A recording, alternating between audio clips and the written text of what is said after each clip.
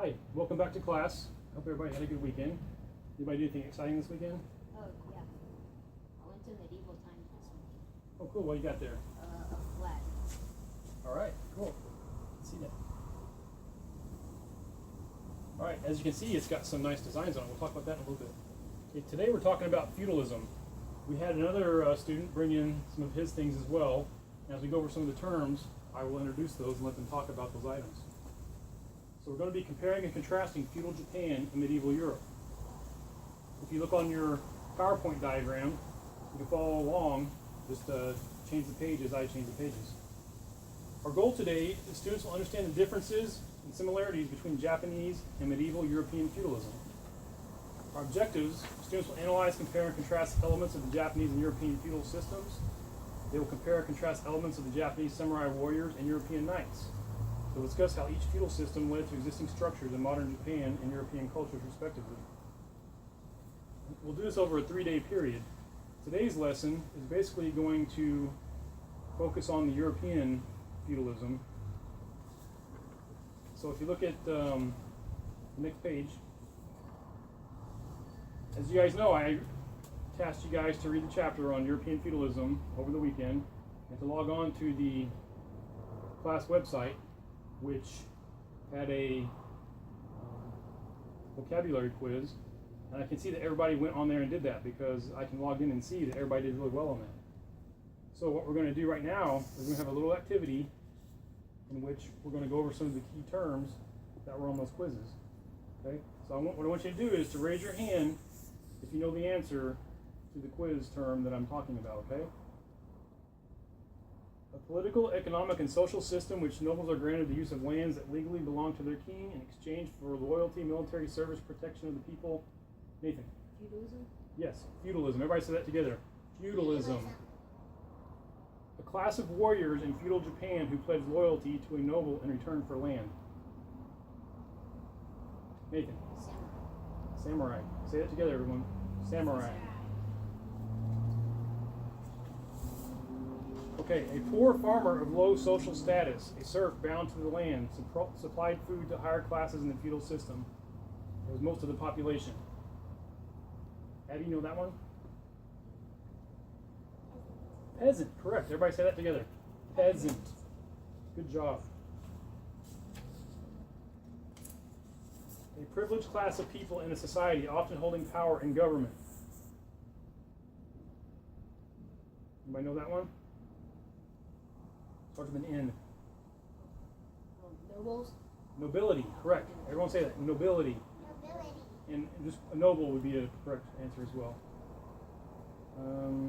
The kings of Japan who didn't run their country but were treated more like a god.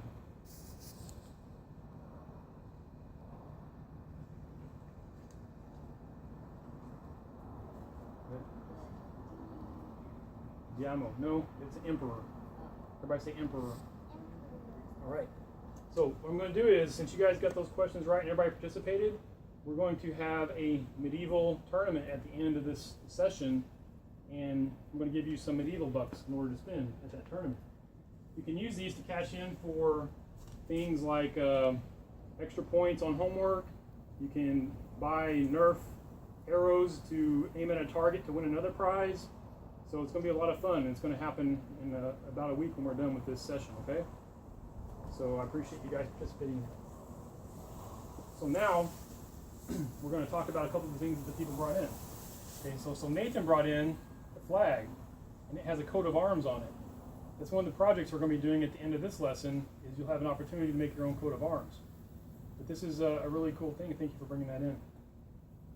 We also have a kabuta that was brought in by a student, and it is a replica of a samurai hat, or the helmet that they wore when they were sword fighting and things. This is not obviously not the real size.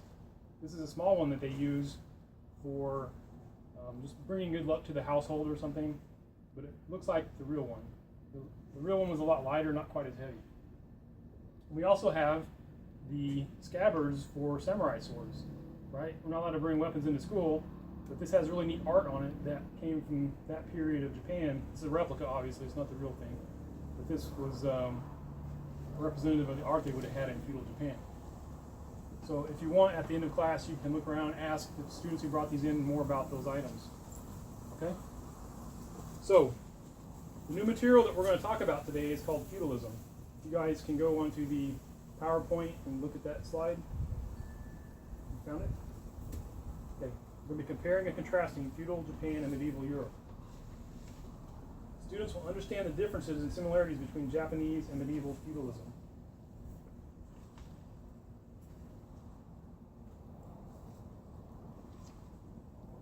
Okay, can you read the first slide to me, Nathan?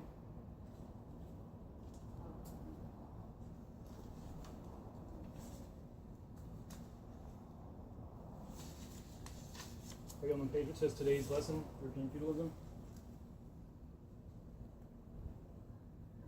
The feudal system was introduced to England following the invasion and conquest of the country by William I, the Conqueror. Give me the next one, Abby. The feudal system has been used in France by the Normans from the time they first settled there in about 900 AD. It was simple but effective system, where all land was owned by the king. One quarter was kept by the king and its personal property.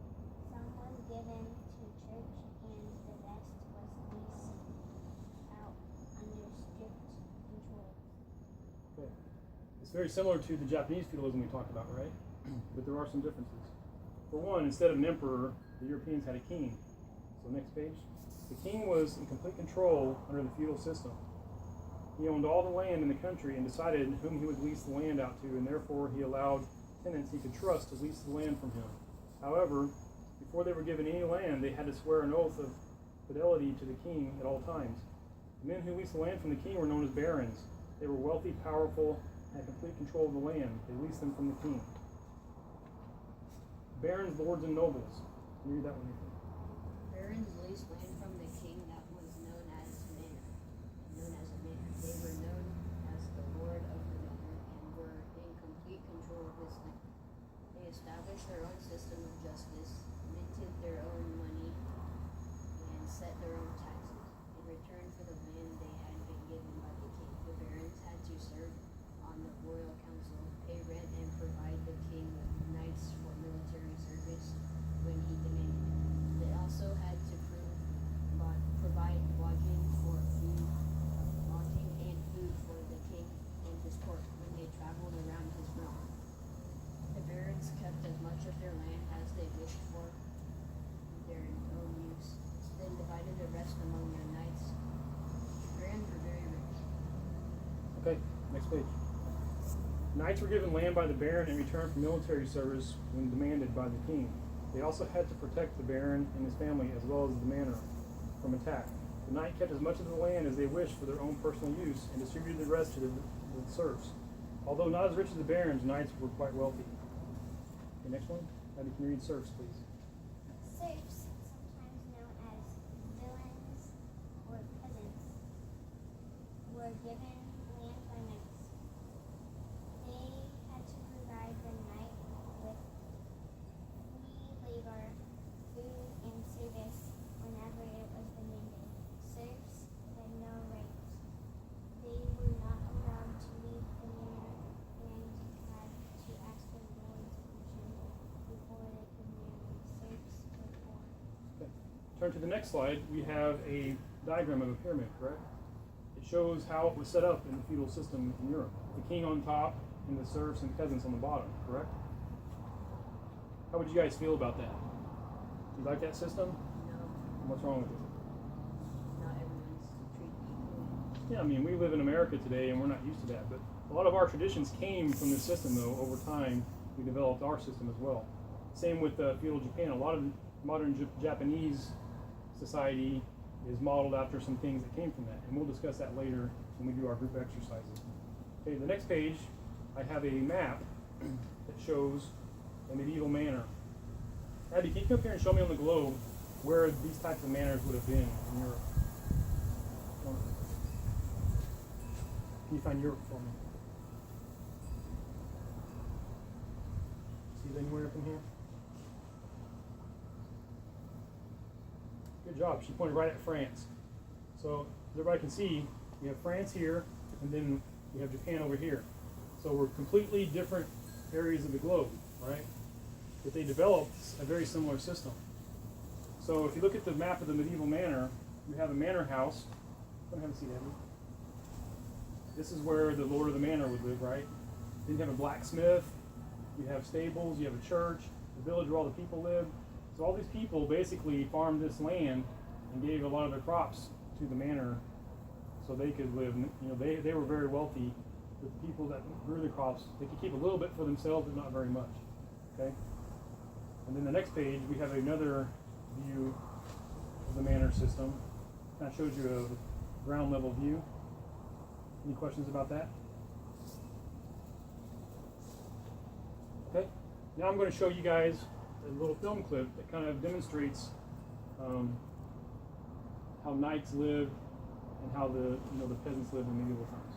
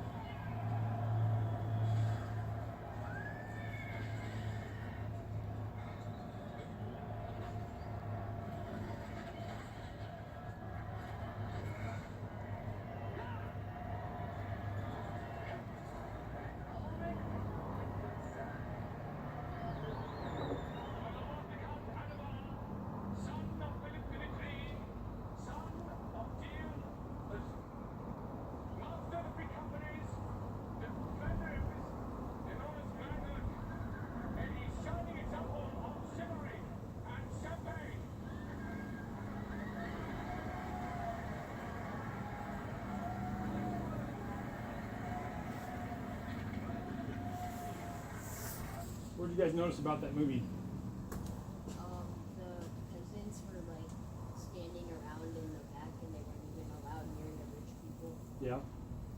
You notice anything, Abby? The rich people are inside of the boxes. Okay. So the rich people, they set themselves apart, right? So that was the way it was in medieval times. Another thing I noticed was they were riding horses, right? Did the samurais ride horses?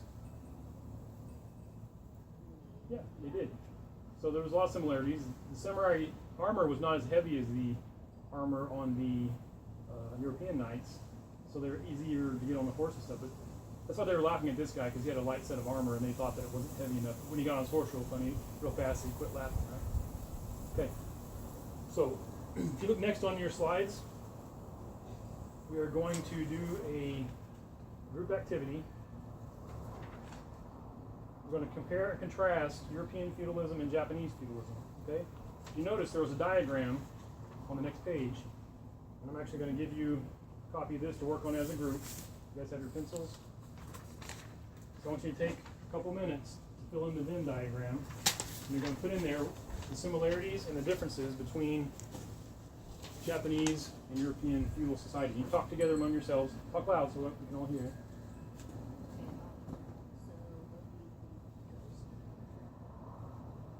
As you notice, there's a word bank on the side, so if you have any trouble with any of the words, they're written on the side already for you.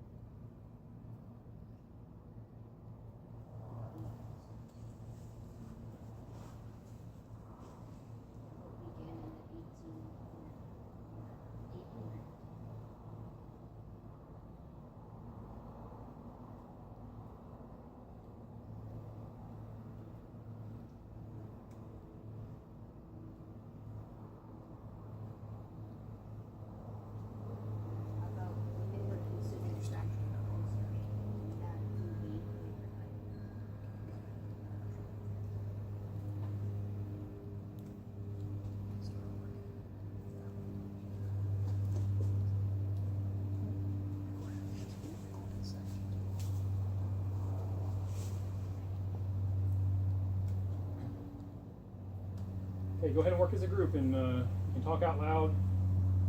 Make sure that you guys are both participating. If you have any questions, raise your hand. I'll come over and help you out.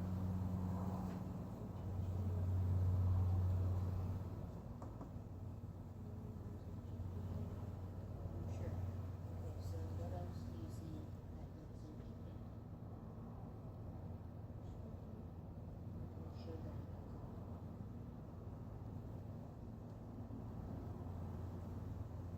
How about began in the 1200s?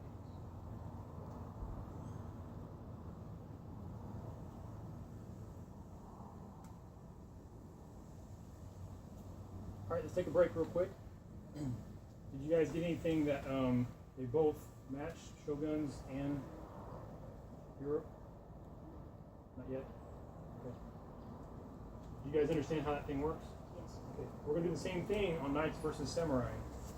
So for homework, we're going to go to our class website, and I want you to look at the information on Samurai versus Knights and fill out the same kind of diagram, and then bring it back tomorrow and we'll go over it in class together. Okay? Alright, that's about all the time we have today. Anybody have any questions about feudalism in Japan or Europe? No? Alright, I'll see you guys next time. Thanks.